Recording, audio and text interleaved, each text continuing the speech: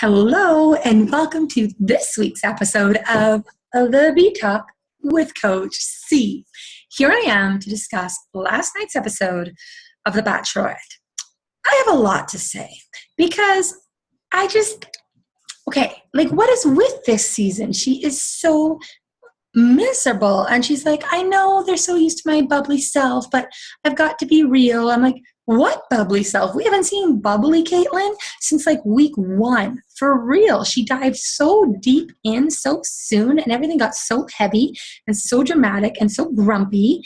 And it's blah. And like, why are they traveling anywhere this year? Like Dublin, the fantasy suite rooms are going to be in Ireland. There is nothing sexy about an average hotel room, even if it is in Ireland. Like I don't know. I just feel like this season is lacking just a teeny bit.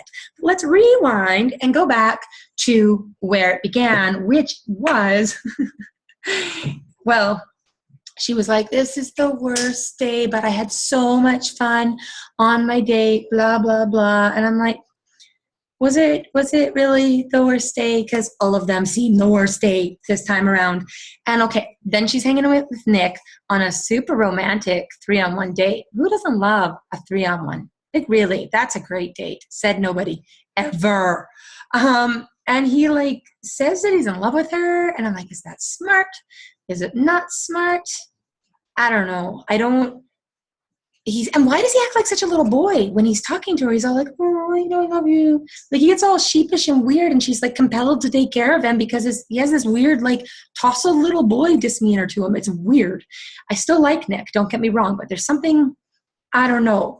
And I'm realizing as they're on these dates, they all seem so awkward. And I'm like, would that really be in real life? Like I try to picture myself on a date with this guy and like he's cute and you're having a good time.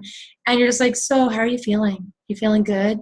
Yeah, cool. Like they don't talk about anything. But then when she went on the date with Nick, they did have fun. They were talking about their memories from middle school and his first kiss and going to confession and blah, blah. And I'm like, that's what a date is. They really seem to have a good time. Then they had a really good time. Again, no comment. But again, on the 3-on-1, I was really glad that she sent Joe home because I just wasn't feeling what he was putting down. I don't think she was either. Like when somebody says they love you and you're like, that's cool, but, and then he got immediately mad. And that is such a sign that it wasn't right. Because if like somebody really is, he's saying he loves her, and then 2 minutes later, he's like, oh, I don't have shit to say to you. Like, he got so pissed off. I'm like, sorry about your luck, buddy.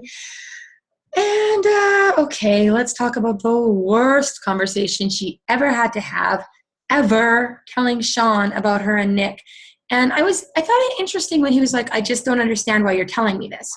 And I'm like, like, she's telling him because she needed to. She needed to be honest with him. But I see his point. Like, I don't know. I don't know if he ever will be able to trust her. I don't think she ends up with Sean. I think it ends up being Nick. And in that case, I don't think that's fair because I feel like her and Nick had something. I would love to see their Facebook messages from before he popped up on the show, but there was something before and there was a precursor to being on the show. And that's not fair to the other dudes. I don't know. It's kind of like having an ex-boyfriend on the show with you. It just seems unfair to the other guys. But anyways, she told Sean about her, situation with Nick.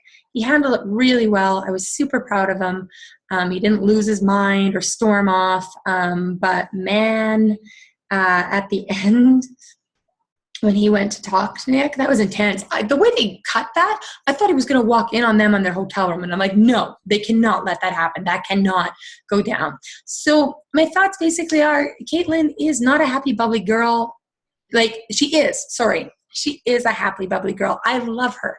I really do. I just don't think she should be doing this because the poor girl, I mean, her heart is being torn out. She is stressed to the nines. And you could be dressed to the nines or stressed to the nines. And she's stressed. And my heart hurts for her. And for the guys, I'm curious to see where this next week is going to go. But all in all, the season just seems a mess. I feel like it just got all mushed up and messy and yucky. And, I'm still going to keep watching it because why not? And, they did a preview for the Bachelor, what is that, Paradise Island or whatever they do. And I admit that show is crap, but I can't help but watch it because it's all the old characters. That's how I got sucked into The Bachelorette in the first place, is when they had, I think it was when they had Jillian. Yeah, she'd been in a different season, and they had her as the Bachelorette, and she's from the Okanagan, where I'm from. And I was like, I got to watch this show. And that is where it all started and how we ended up here. And do you watch The Bachelor in Paradise? Is that it? Bachelor in Paradise? I think that's it. Drama. So much drama. So looking forward to next week. And until then, I will indulge in my other reality TV indulgence, which is the Big Brother show. Love it. Do you watch it? Because I do. It's not nearly as drama-filled as The Bachelorette. I hope you guys have a great night. Thanks for watching.